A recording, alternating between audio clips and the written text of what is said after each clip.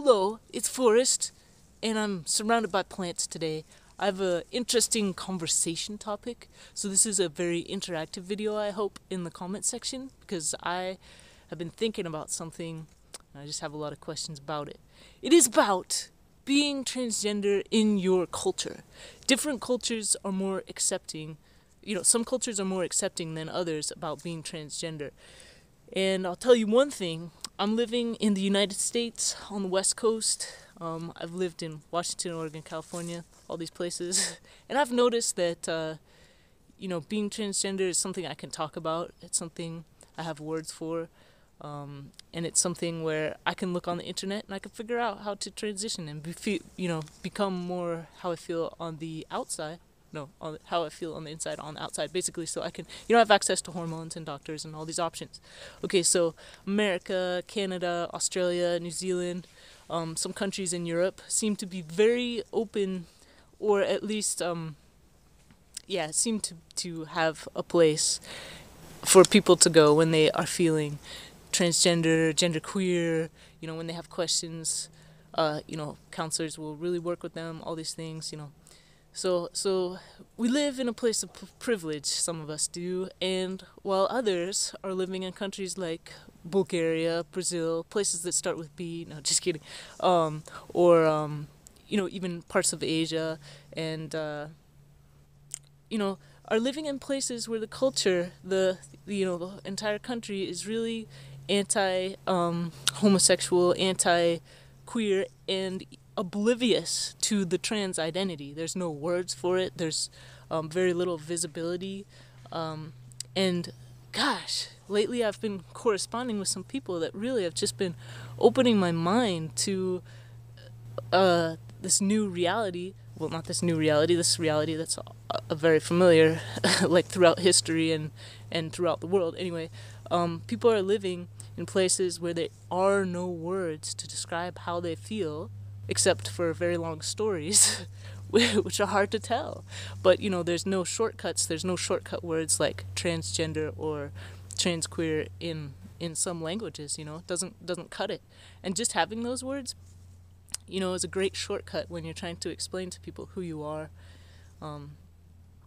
And in English, this is much more explored identity. It's much more out. There's writings you can find and this and that, and books you can read about the life of transgender, and photos you can find. And in other countries it's really hard to find that information, and it's really hard to talk about, and it's really hard to just find one person to confide in who will understand or believe you. And when you're in that position, and actually even just within the Bible Belt of the United States, it's hard to come out and to feel accepted, and that's another culture. And so within the large culture of, let's say, a country, there are micro cultures of, religious sects or rural areas where there's less diversity, all these things. So no one has it real easy, no transgender person has it real easy. But definitely, some of us have a couple shortcuts that the other people don't. So my questions are, in your native language, what is the word for transgender? I want to hear all these different, or I want to see all these different words. And also, in your country, be it Canada or China or whatever, what resources are there? Like what are the steps to transition, or what resources are available to just help you come out and talk about your situation? Because I have no idea, because I'm living in America.